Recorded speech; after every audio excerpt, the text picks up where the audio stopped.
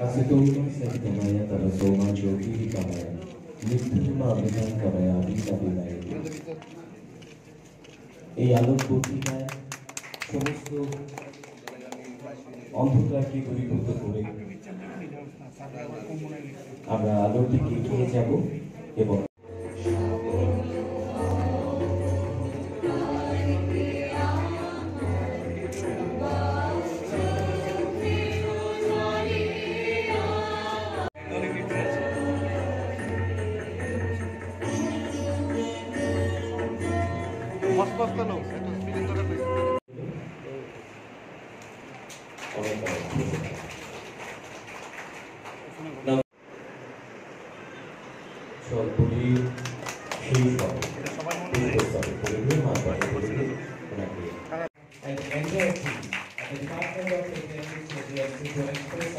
deepest appreciation for your cooperation, trust, and dedication to your babies.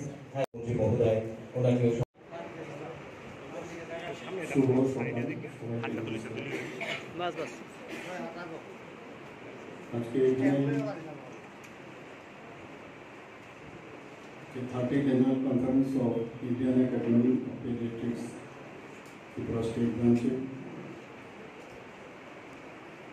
The conference is উদ্বোধন হলো IMA হাউসে। সেই উপলক্ষে আমাদের মাঝে মঞ্চে উপস্থিত আছেন Shri Rajib Dutta, additional secretary health, যিনি একটু আগে ওনার বক্তব্য আমাদের সামনে রেখেছেন। Professor doctor Sanjib Debbarma, director health services, এবং বিশিষ্ট পেডিয়াট্রিশিয়ান উপস্থিত। আজকে যে অনুষ্ঠান, সেই অনুষ্ঠানের যিনি সভাপতি Indian academy of paediatrics Tripura state ব্রাঞ্চে শ্রী সুভাষ দাস, ডক্টর সুভাষ দাস মহোদয়, doctor Mrinal Das, organising chairman, professor doctor Jayanta Kumar Poddar, executive board member CIAT. আমার সামনে উপস্থিত আছেন আমাদের সবার আদরণীয় এবং সম্মানিত ডক্টর বিকাশ রায় মহোদয়, প্রাক্তন ডাইরেক্টর ত্রিপুরা হেলথ সার্ভিসেস, এবং doctor HP. Sharma DM, professor doctor Arun Kumar Saha, principal AGMC, এবং MS AGMC doctor Shankar Chakraborty, এবং যাকে এখানে একটু আগে সম্মান। বিভিন্ন আপনারা শিশুদের স্বাস্থ্য ও সুস্থতার যে বিভিন্ন তথ্য আপনারা নিজেরা জানেন এবং বা পেয়েছেন, সেগুলো আমি দেখলাম যে বিভিন্ন সংস্থা, জনসাধারণ এবং সরকারের কাছে তুলে ধরার একটা সবসময় আমাদের কাছে আপনারাও আসেন এবং সেইভাবে আপনারা সে দায়িত্বশীল একটা সংগঠন হিসাবে কিন্তু আপনারা কাজ করছেন। আপনারা WHO বা ইউনিসেফের যে গাইডলাইন, সেটাকেও আপনারা কীভাবে শিশুদের বাঁচানো যায়, সুস্বাস্থ্যের অধিকারী হন, সেই ব্যবস্থাও কিন্তু আপনারা সবসময় করেন। এবারের যে আপনাদের থিম খুব ভালো লাগলো, যে পেডিয়াট্রিক হেলথ কেয়ার এবং কারেন্ট অ্যাডভান্সমেন্ট অ্যান্ড চ্যালেঞ্জে। দুদিন সময় আমাদের কনফারেন্স হবে, নিশ্চয়ই বিভিন্ন বিষয়ে আজকে আলোচনা হবে।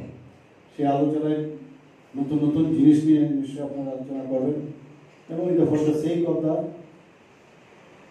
দিস পেডিয়াট্রিক যারা বাচ্চারা আছে তাদের নিশ্চয়ই সেটা কাজে আসবে। আজকে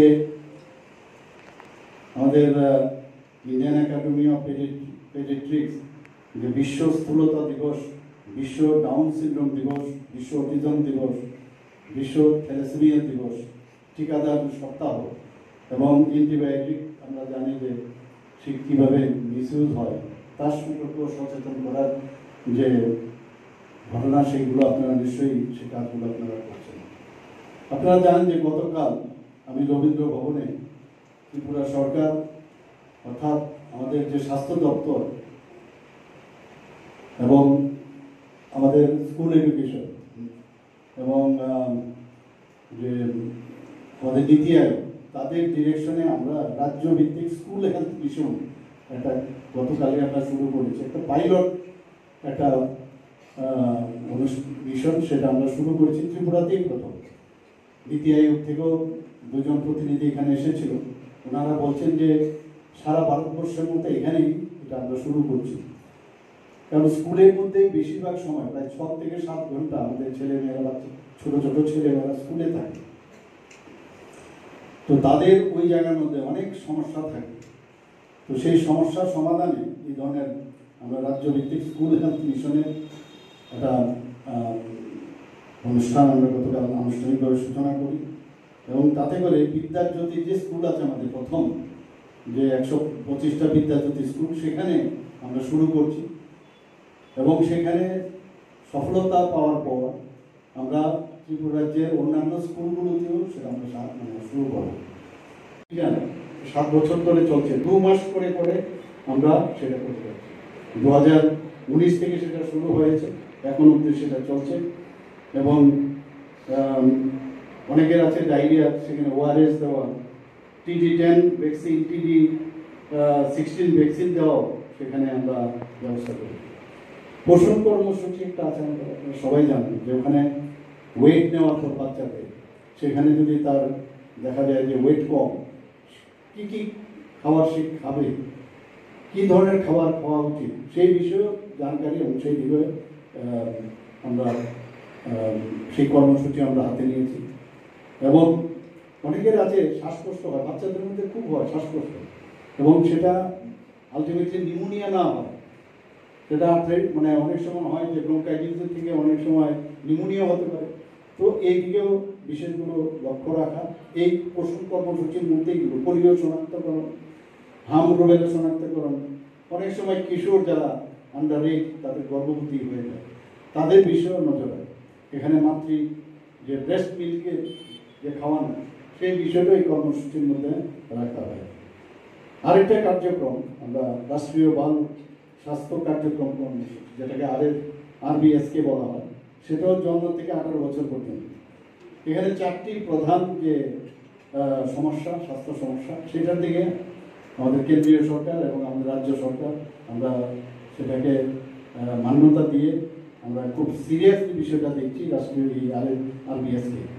সেখানে অনেক সময় দেখা যায় যারা জন্মগত ত্রুটি থাকে, আমরা জানি হেয়ার লিপ বা ক্ল্যাপ পেলেট যদি থাকে, সেখানে তাকে বিনা পয়সায় তার ট্রিটমেন্ট করানোর ব্যবস্থা এই সরকার করেছে। আমরা নিজেরা এখানে করছি, বাইরেও পাঠানোর ব্যবস্থা করছি। অনেক রোগ আছে যেগুলো জন্মগতই থাকে, সেগুলো যেমন আমরা হিমোফিলিয়াই হোক বা থ্যালাসেমিয়াই হোক, তো এদেরকে প্রপার ট্রিটমেন্টের দেওয়া, পুষ্টির অভাবে অনেক সময় রোগ থাকে, তাদের নজরদারি রাখা, এবং ডেভেলপমেন্টের দিক দিয়ে অনেক সময় প্রবলেম হয়। তো এই 4টে যে স্বাস্থ্য সমস্যা এই গ্রামীণ বাল স্বাস্থ্য কার্যক্রম কর্মসূচির মধ্যে আমরা সেটা দেখি। Subscribe to Tripura Info and press the bell icon so that you never miss any latest updates and news on Tripura.